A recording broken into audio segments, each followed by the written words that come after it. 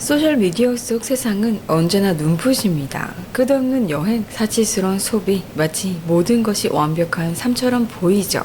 사람들은 말합니다. 암호화폐 투자로, 트레이딩으로, 온라인 쇼핑몰 창업으로 인생이 바뀌었다고요. 하지만 그 화려한 화면 뒤에는 전혀 다른 현실이 숨어있는 경우가 많습니다. 그들의 진짜 수입원은 불을 꿈꾸는 사람들의 간절함, 조금이라도 삶을 바꿔보고 싶은 희망을 품은 형편이 넉넉하지 않는 사람들에게 실질적인 내용은 거의 없는 교육과정을 판매하는 데서 나옵니다.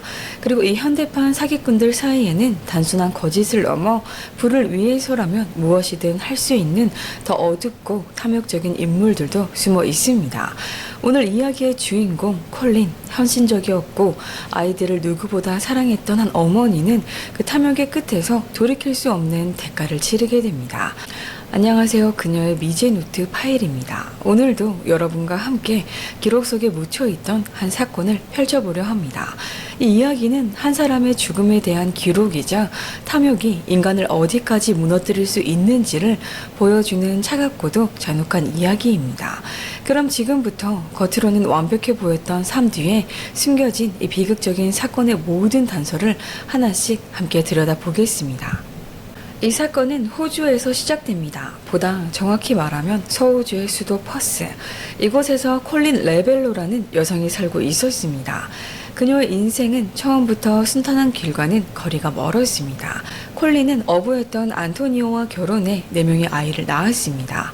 장남 줄리안, 1996년에 태어난 쌍둥이 안드레와 모니크, 그리고 2001년에 태어난 막내 파비안. 하지만 시간이 흐르면서 부부 사이에는 점점 감당하기 힘든 갈등 등이 쌓여갔고 결국 두 사람은 이혼하게 됩니다. 그 과정은 결코 평탄하지 않았습니다. 2010년 콜린은 가정폭력을 이유로 안토니오를 상대로 접근 금지 명령을 신청합니다. 그 순간부터 그녀는 아직 어린 4명의 자녀를 홀로 책임져야 했습니다. 생활은 빠듯했고 매달의 끝은 언제나 불안과 계산의 연속이었습니다. 그럼에도 콜린은 아이들에게만큼은 부족함을 느끼게 하고 싶지 않았습니다.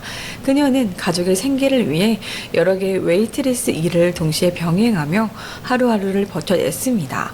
힘겨운 이혼과 고된 현실 속에서도 아이들은 잘 자라주었습니다.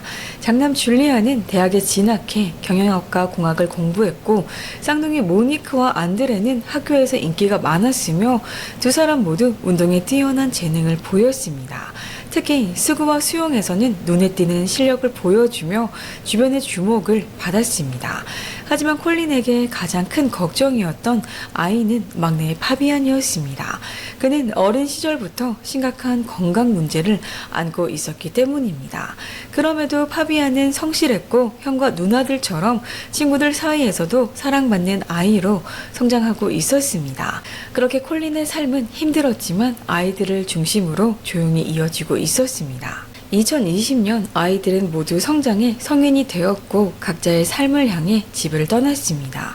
그 무렵 콜린은 대학에 다니고 있던 막내 파비안과 단둘이 살고 있었습니다. 오랜 시간 이어진 책임과 고단함 끝에 그녀의 일상은 비로소 조용해지고 있었습니다. 그런데 최근 몇 주 사이 콜린의 삶에 작지만 큰 기쁨이 하나 더 찾아옵니다. 딸 모니크가 잠시 집으로 돌아와 함께 살게 된 것입니다. 집에서 멀지 않은 곳에서 구급 대원이 되기 위한 교육 과정에 입학했기 때문이었습니다. 당시 58세였던 콜린은 여성으로서 그리고 어머니로서 가장 충만한 시기를 보내고 있었습니다. 그녀는 오랫동안 마음속에 간직해왔던 또 하나의 꿈, 대학 복학을 현실로 만들었고 끊임없는 노력 끝에 보건교육 분야의 석사학위를 손에 쥐게 됩니다. 건강은 언제나 그녀 삶의 중요한 주제였습니다. 막내 파비안이 어릴 적부터 허약한 체질이었던 이유도 있었고 콜린 자신 역시 여러 건강 문제를 겪어왔기 때문입니다. 그녀는 갑상선에 영향을 주는 하시모토 병을 앓고 있었습니다. 그래서 콜린은 생활 전반에 있어 항상 건강을 최우선으로 두었습니다. 식단 하나하나를 신경 썼고 규칙적으로 운동하며 몸 상태를 철저히 관리했습니다. 58세라는 나이가 쉽게 믿기지 않을 만큼 과거의 병력에도 불구하고 그녀는 매우 건강한 상태를 유지하고 있었습니다. 그리고 이 사실은 이후 사건이 전개되는 과정에서 결코 지나칠 수 없는 중요한 의미를 갖게 됩니다. 콜린의 삶은 겉보기에는 매우 평온해 보였습니다. 오랜 시간 이어졌던 고난의 끝에 모든 것이 마침내 제자리를 찾아가는 듯 보였습니다.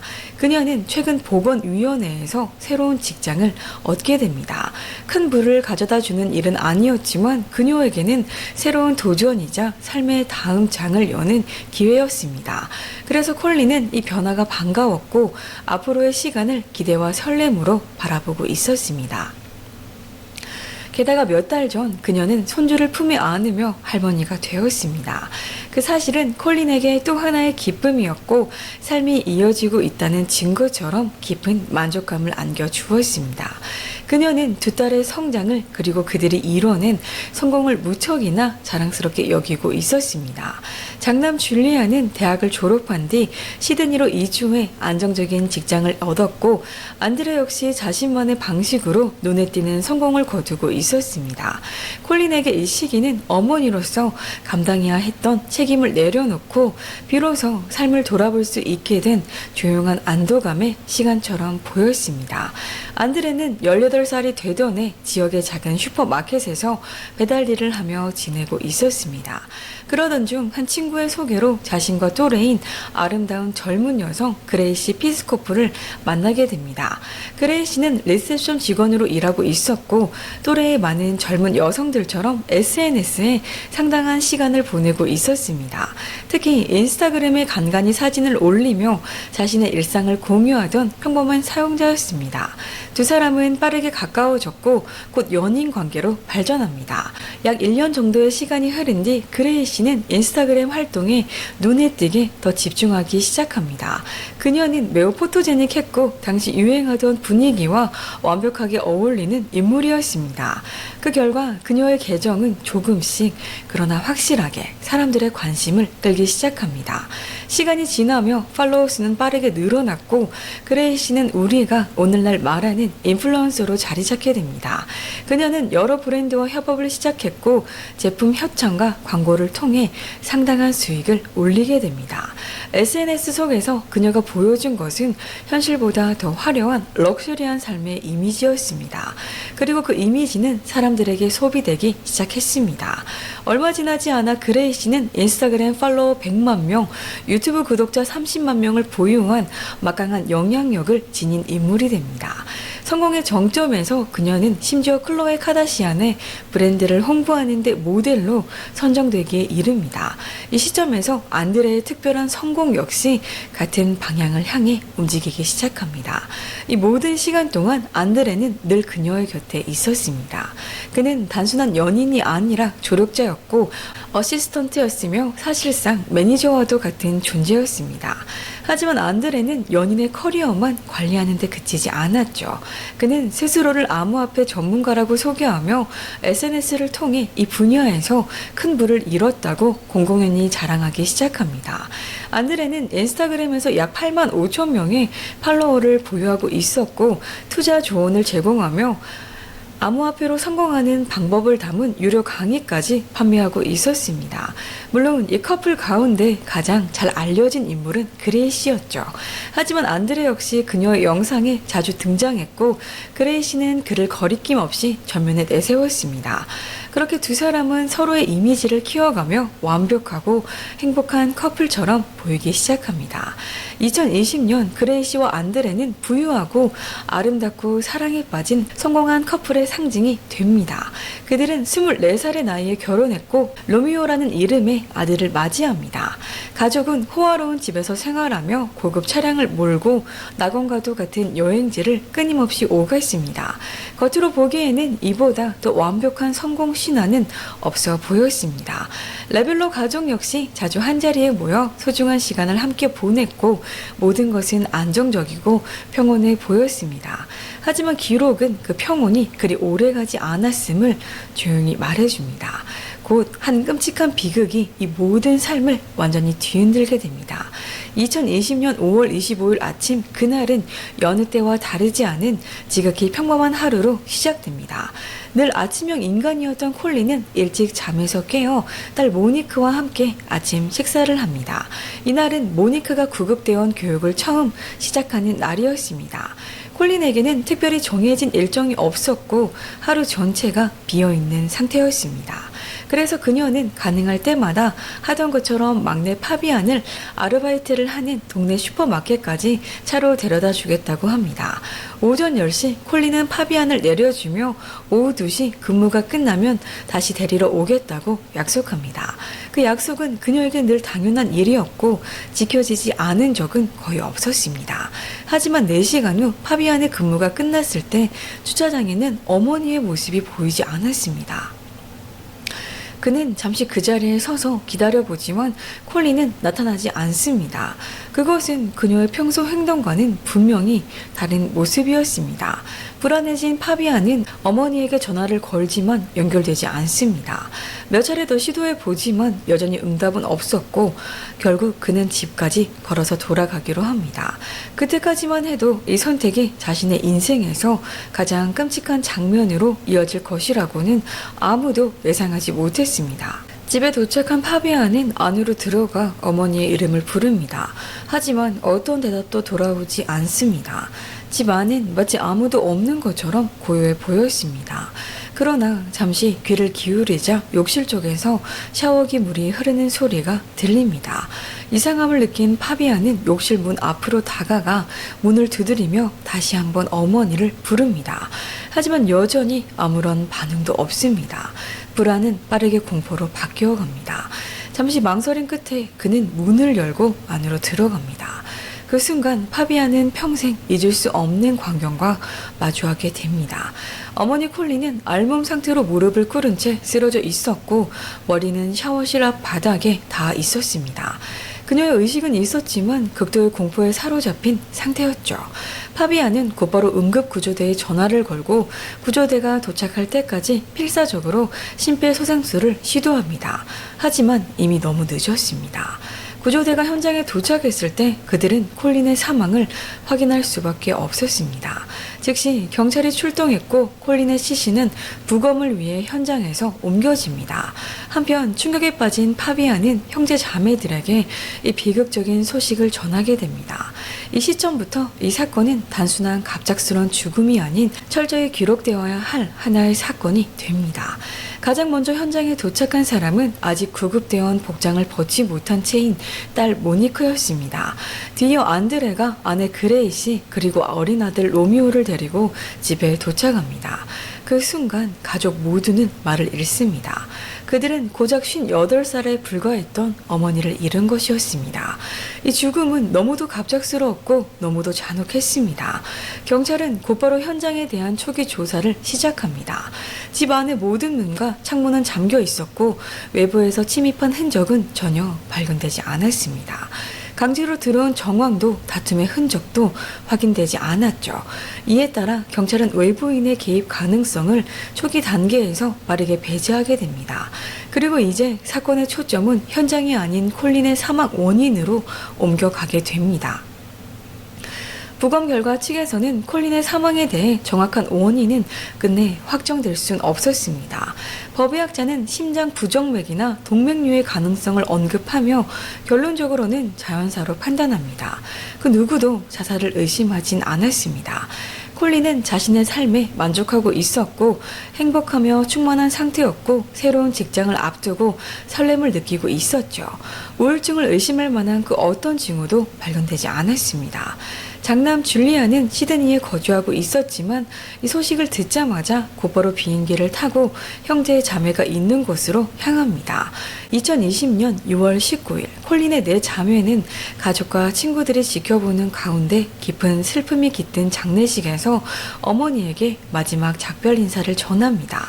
어머니의 유언 집행자로 지정된 장남 줄리아는 콜린의 사후 문제를 정리하기 위해 한동안 퍼스에 머물기로 결정합니다.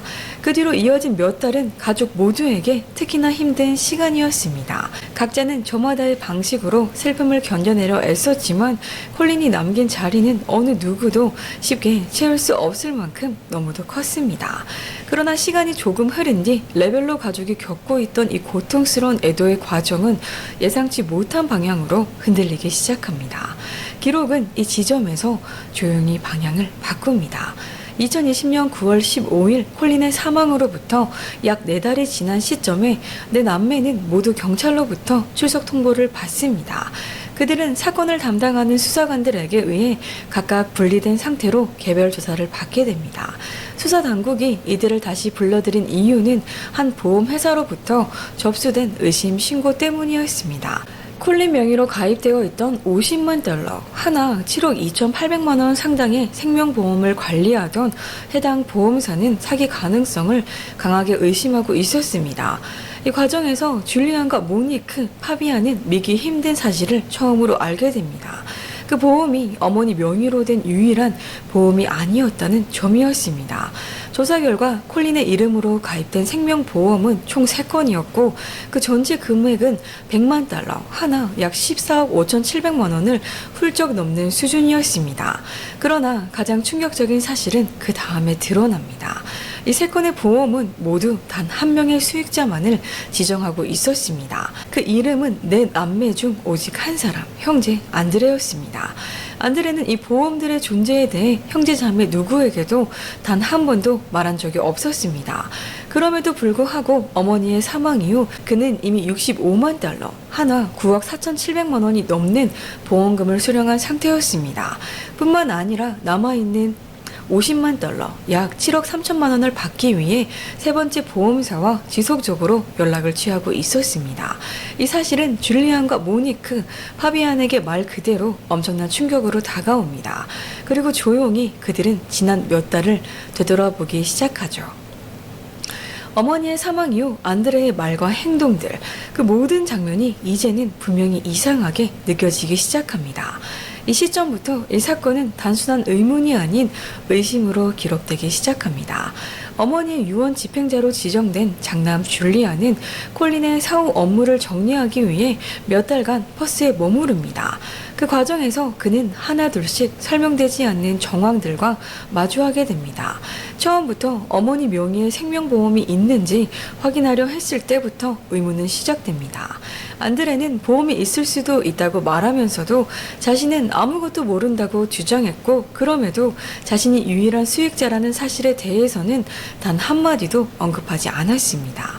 줄리안은 직접 보험사에 연락을 시도하지만 보험 번호를 알지 못한다는 이유로 어떠한 정보도 제공받을 수 없었습니다. 그래서 그는 다시 안드레에게 연락해 보험 번호를 알고 있는지 묻습니다.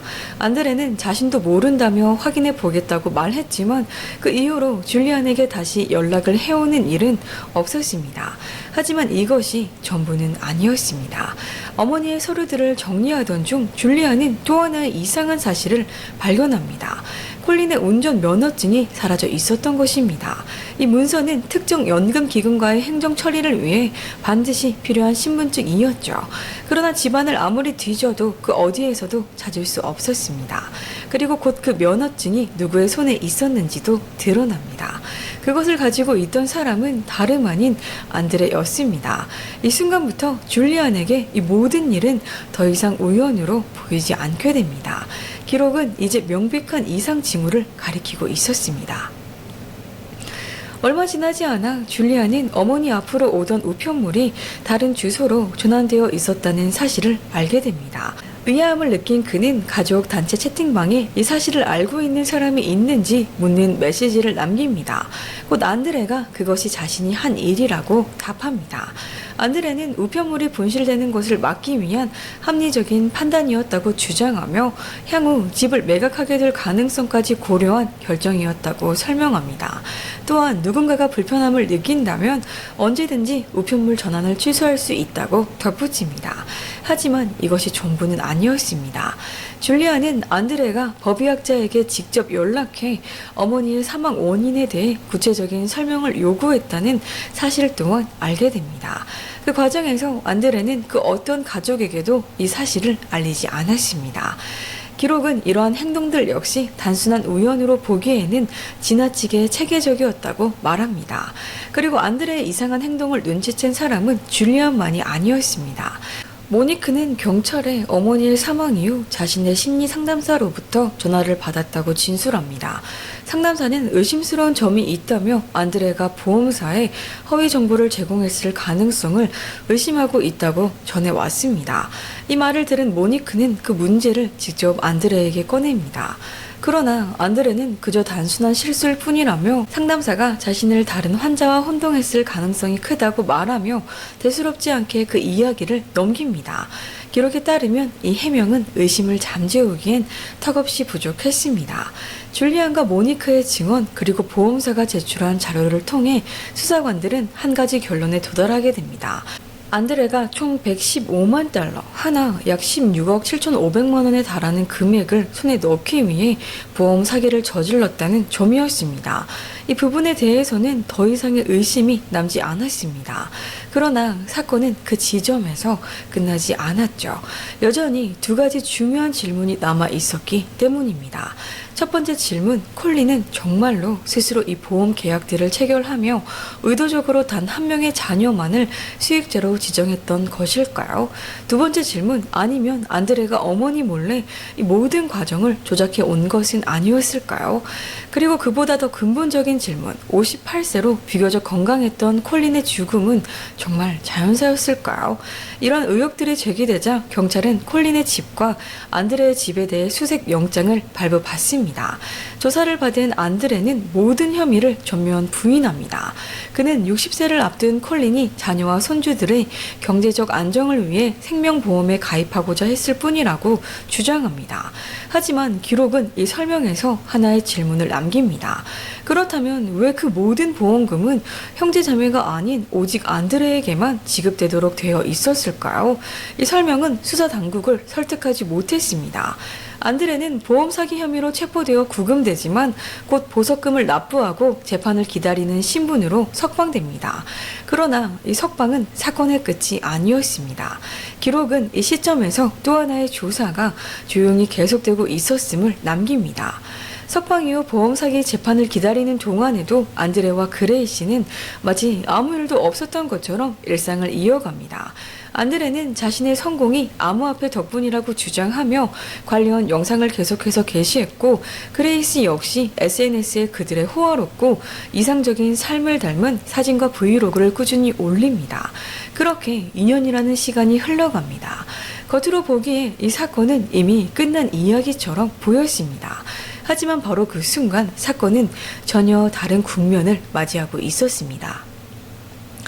이 지난 2년 동안 아무도 알지 못했던 사실 하나가 있었습니다. 경찰은 콜린의 죽음이 자연사가 아닐 가능성을 강하게 의심하고 있었고, 그 의심을 극비에 붙인 채 수사를 멈추지 않고 이어가고 있었습니다. 보험 사기 사건과 관련해 안드레의 집을 수색하던 과정에서 수사관들은 아내 그레이시의 연루 여부를 확인하고 가능하면 자백을 확보하기 위해 주거지에 도청 장치를 설치합니다. 부부의 침실에는 도청 장치가, 거실에는 카메라가 설치되어 있었죠. 2020년 9월 9일부터 12월 7일까지 두 사람은 24시간 감시 대상이 됩니다.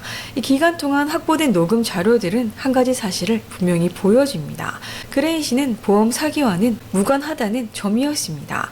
그녀는 안드레에게 분노를 감추지 못한 채 이렇게 말합니다. 도대체 무슨 짓을 한 거야? 우리를 끔찍한 상황에 빠뜨렸잖아. 왜 그런 짓을 했어? 정말 어리석어. 그녀는 그가 감옥에 갈까봐 두려워하며 다시 묻습니다.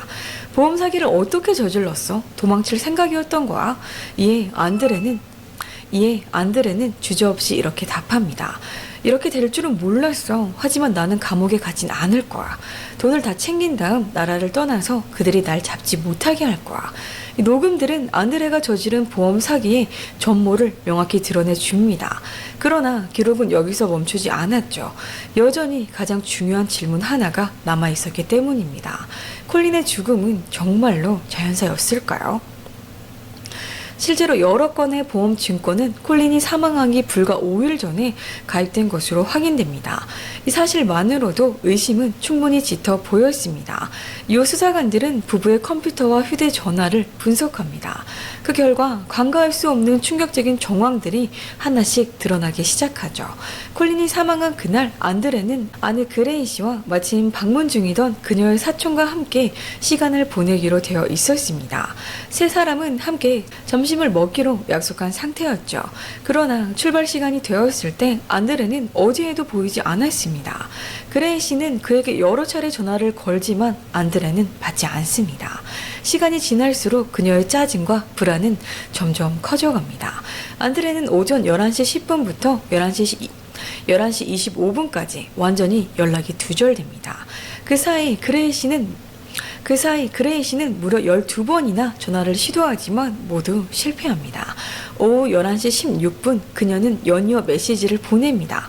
전화 받아. 너 어디야? 아무런 답이 없자 다시 한번 너 휴대폰 없니? 너 왜 이래? 그리고 점점 더 격앙된 문장이 이어집니다. 대답해. 대답하라고. 마침내 나 진짜 화났어. 너무 화가 나. 긴장감은 더 이상 감당할 수 없는 수준에 이르렀고 결국 가족 점심 약속은 취소됩니다. 그런데 오후 2시쯤 안드레는 아무 일도 없었던 것처럼 모습을 드러냅니다. 그는 태연하게 점심을 먹으러 갈 준비를 하지만 그레이 씨가 이해할 만한 어떠한 설명도 내놓지 않았죠. 출발하기 전 안드레는 어머니에게 메시지를 보냅니다. 그날 늦게 혹은 다음 날 자신의 아들을 봐줄 수 있는지 묻는 내용이었죠. 그는 장을 봐야 한다고 설명합니다. 문자 내용만 놓고 보면 특별히 이상할 것은 없어 보였습니다. 그러나 이동통신 기지국 이른바 셀타워 데이터 분석 결과는 전혀 다른 사실을 보여줍니다. 그레이 씨와 사촌이 점심을 위해 안드레를 기다리고 있던 그 시간, 안드레는 실제로 어머니의 집에 있었던 것으로 확인됩니다. 그리고 이 시간대는 콜린의 추정 사망 시각과 거의 정확히 겹칩니다. 분석 결과에 따르면 안드레는 현장에 약 1시간 머물러 있습니다. 그 시간은 한 사람을 죽이고 시신을 샤워기 아래로 옮겨 자연사로 보이도록 위장하기에 충분한 시간이었습니다. 이 새로운 증거들을 바탕으로 2021년 11월 안드레는 체포됩니다. 그리고 마침내 그는 어머니 콜린을 살해한 혐의로 정식 기소됩니다. 이 시점에서 이 사건은 되돌릴 수 없는 방향으로 접어들게 됩니다. 겉으로 보기에는 안드레와 그레이 씨는 SNS에서 화려하고 부유한 성공한 커플의 이미지를 팔고 있었습니다. 그러나 기록이 보여주는 현실은 전혀 달랐습니다. 그들은 사실상 자금이 바닥난 상태였고 생활의 대부분을 신용에 의존하고 있었습니다. 부채 규모는 총 12만 1천 달러 이상, 약 1억 7,600만 원 이상이었죠. 안드레는 자신을 암호화폐 전문가라고 소개하며 이 시장을 통해 어떻게 돈을 버는지에 대한 강의를 판매하고 있었지만 그의 회사가 2020년에 남긴 순이익은 고작 22달러에 불과했습니다. 한국 돈으로 고작 3만 원 수준이었죠. 그레이 씨가 SNS에서 진행하던 협찬 광고 수입 역시 그들이 인터넷에서 과시하던 호화로운 생활을 유지하기에는 턱없이 부족했습니다. 모든 것이 본격적으로 무너지기 시작한 시점은 2020년 1월 13일 콜린이 사망하기 약 4개월 전이었습니다. 가족의 재정을 관리하던 안드레는 호주 주요 채권 추심 회사인 베이코프로부터 한 통의 편지를 받습니다. 내용은 간단했습니다. 긴급히 연락 바람. 하지만 이것이 처음은 아니었습니다. 이미 여러 차례 편지가 발송되었고 전화 시도 역시 계속 이어졌지만 안드레는 그 어떤 연락에도 응답하지 않았죠. 부부는 ANG 은행에 수천 달러의 빚을 지고 있었고 상환하지 못하는 대출도 여러 건에 달했습니다. 예를 들어 안드레가 SNS에서 자랑하던 고급 차량은 7만 3천 달러짜리 약 하나 1억 600만 원대였지만 이를 위해 받은 대출은 이미 감당 불가능한 상태였습니다. 그럼에도 안드레는 멈추지 않습니다. 오히려 그는 점점 더 과도한 부채 속으로 깊이 빠져 들어갑니다. 빛에 목이 조여오고 있었지만 상황을 바로잡기보다는 도피하듯 사치와 과시를 계속 이어갔고 결국 이사라는 선택까지 감행합니다. 2020년 4월 19일 그레이 씨는 새로운 집을 소개하는 영상을 게시합니다. 월세는 무려 $5,000, 하나 약 730만 원. 그러나 이번에도 화면 속 이미지와 현실 사이의 간극은 너무나 컸습니다. 며칠 뒤 부부는 월세 미납으로 인한 내용 증명, 즉 최후 통지를 받습니다. 그리고 3일 후 안드레는 집주인에게 월세 감면을 요청하지만 그 요구는 거절됩니다. 그레이 씨는 재정을 전적으로 남편에게 맡기고 있었기 때문에 부부의 실제 상황을 알지 못하고 있었습니다. 내용 증명이 연이어 도착하자 불안을 느끼기 시작했지만 안드레는 그녀를 안심시키며 이렇게 말합니다. 강의 판매와 암호화폐 투자로 충분히 돈을 벌고 있고 다만 은행 문제로 자금이 일시적으로 묶여 있을 뿐이라고요. 그 말은 거짓이었습니다. 그레이 씨는 부부가 심각한 빚더미 위에 서 있다는 사실을 전혀 알지 못했고 안드레는 수입을 속인 채 호화로운 삶을 끝까지 유지하려 했습니다. 들통나는 것을 막기 위해서였죠. 안드레에게는 이제 새로운 돈줄이 절실히 필요했습니다. 그는 코로나19 팬데믹으로 인한 경제적 어려움을 이유로 공적 지원금 $9,000 하나 약 1,310만 원을 받는 데 성공하지만 그 금액은 상황을 바꾸기에는 턱없이 부족한 돈이었죠. 그리고 이 지점에서 기록은 한 줄을 덧붙이죠. 안드레는 이때 되돌릴 수 없는 계획을 세우기 시작합니다. 악마 같은 계획을 말입니다. 2020년 5월 1일 안드레는 어머니의 이름으로 새로운 이메일 주소를 만듭니다. 그리고 신분 확인에 사용할 목적으로 어머니의 운전면허증을 손에 넣었습니다. 이 모든 과정은 콜린이 아무것도 모르는 사이에 진행됩니다. 안드레는 어머니 명의로 총 3건의 생명보험을 차례로 가입합니다. 첫 번째 5월 18일 $50만, 하나 약 7억 2,800만 원. 두 번째 5월 19일 $25만, 하나 약 3억 6,400만 원. 세 번째 5월 20일 $40만, 하나 약 5억 8,300만 원. 그리고 불과 5일 뒤 콜린은 자신의 집 욕실 샤워실에서 사망한 채 발견됩니다. 안드레는 망설이지 않습니다. 어머니가 사망한 지 사흘 후 그는 총 $115만, 하나로 약 16억 7,500만 원에 달하는 보험금을 타내기 위한 청구 절차를 즉시 시작합니다. 그 결과 두 개의 보험사에서는 큰 문제 없이 $65만, 하나 약 9억 4,700만 원을 손에 넣는데 성공합니다. 하지만 $50만, 하나 약 7억 2,800만 원에 달하는 규모의 세 번째 보험사는 다른 곳과 달랐습니다. 해당 보험사는 여러 차례에 걸쳐 추가 서류와 증빙 자료를 요구했죠. 그때마다 안드레는 조작된 문서로 대응합니다. 그가 제출한 서류들에는 여러 개의 허위 문서가 포함되어 있었습니다. 어머니의 유언장 일부를 변조해 자신을 유언 집행자로 기재했고 어머니의 심리 상담사가 자살 성향이 없었다고 작성한 것처럼 보이는 가짜 편지도 만들어냅니다. 사망 진단서 역시 조작해 사망 원인을 뇌동맥류로 기재합니다. 하지만 공식 기록상 콜린의 사망 원인은 불명이었습니다. 보험사는 문서 곳곳에서 이상한 점들을 발견했죠. 유언장의 날짜는 2010년, 그 당시 안드레의 나이는 14세였습니다. 14살 청소년을 유언 집행자로 지정했다는 점은 상식적으로는 설명되기 어려웠습니다. 그 외에도 심리상담사 이름의 철자 오류, 검시관 보고서의 서명 불일치 등 의심스러운 요소들이 계속해서 발견됩니다. 결국 보험사는 경찰에 연락해 사기 혐의를 신고했죠. 이후의 전개는 이미 알려진 그대로입니다. 2024년 10월 당시 28세였던 안드레의 재판이 열립니다. 그는 어머니 살해 혐의로 기소됩니다. 살인 혐의에 대해서는 무죄를 주장하지만 보험 사기 미수와 문서 위조에 대해서는 유죄를 인정합니다. 검찰은 법정에서 이렇게 말합니다. 안드레는 막대한 빚에 시달리고 있었고 주변 모두에게 자신이 암호화폐 전문가라며 돈을 벌고 있다며 속여왔지만 그 모든 것은 거짓이었다고요. 그는 두 개의 채권 추심 회사로부터 동시에 압박을 받고 있었고 이 상황에서 벗어나기 위해 어머니 명의로 생명보험을 가입한 뒤 어머니를 살해하고 $60만 이상, 하나 8억 7,400만 원 이상을 가로챘다는 것입니다. 그리고 그 돈을 마치 자신이 암호화폐 투자 수익인 것처럼 포장해 아내와 팔로워들 앞에서 성공한 트레이더로 보이려 했다는 것입니다.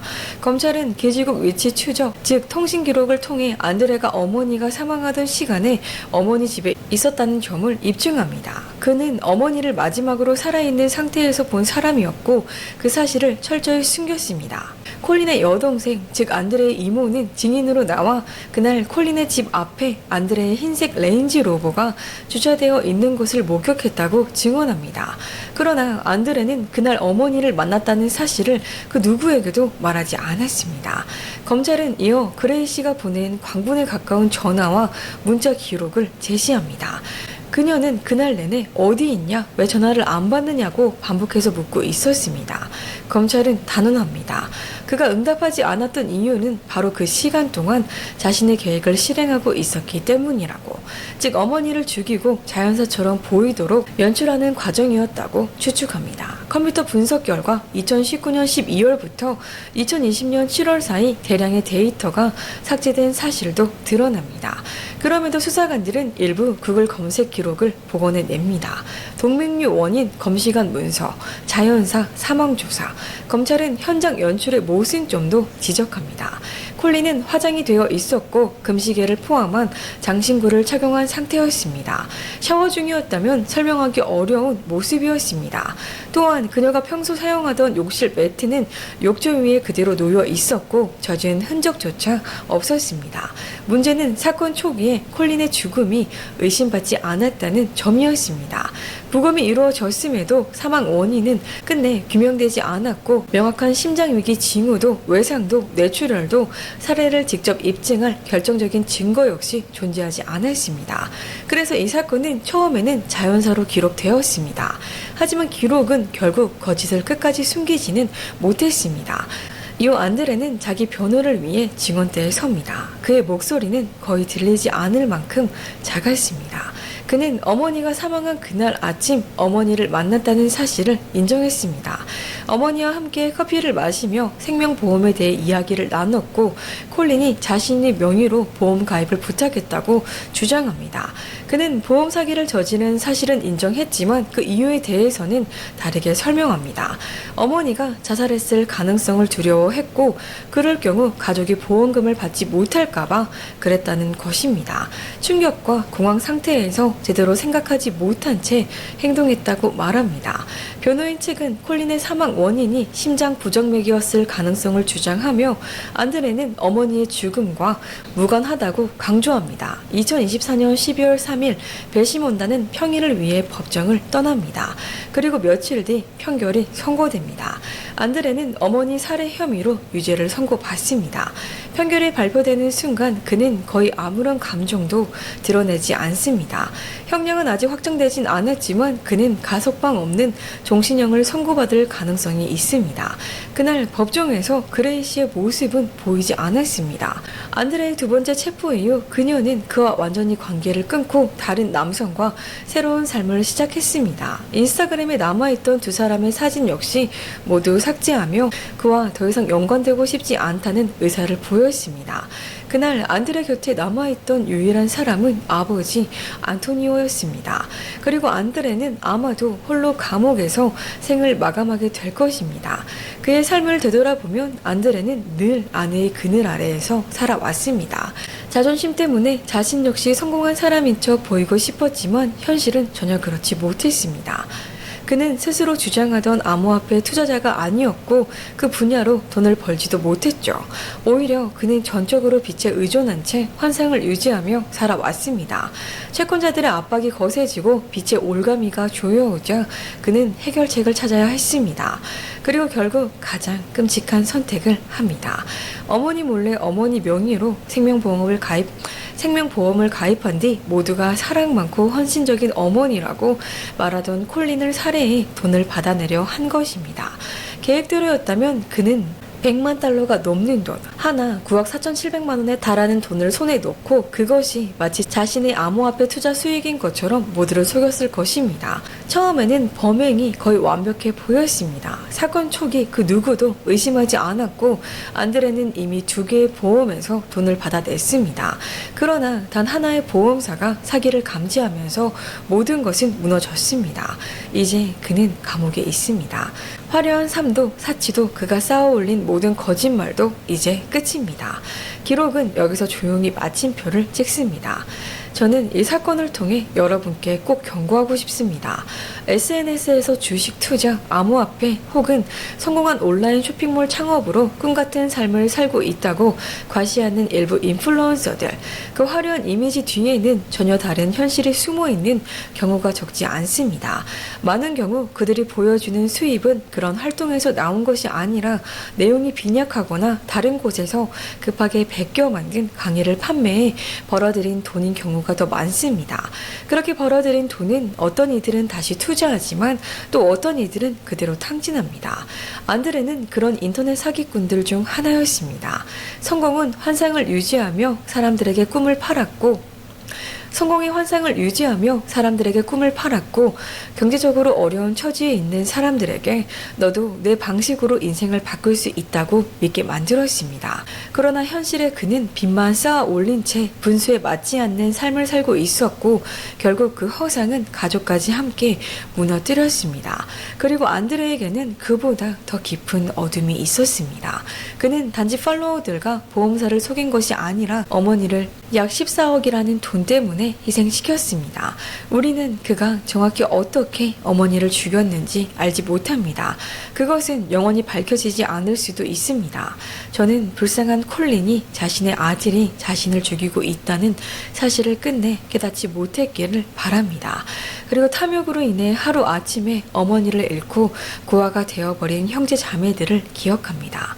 오늘도 모두가 말하듯 사랑 많고 헌신적인 어머니였던 콜린이 이제는 영원한 안식 속에서 평온하기를 바랄 뿐입니다. 이 비극적인 사건에도 불구하고 이 이야기가 여러분께 조금이나마 의미 있는 기록으로 남았기를 바랍니다. 영상 끝까지 함께해 주신 모든 분들께 감사드립니다.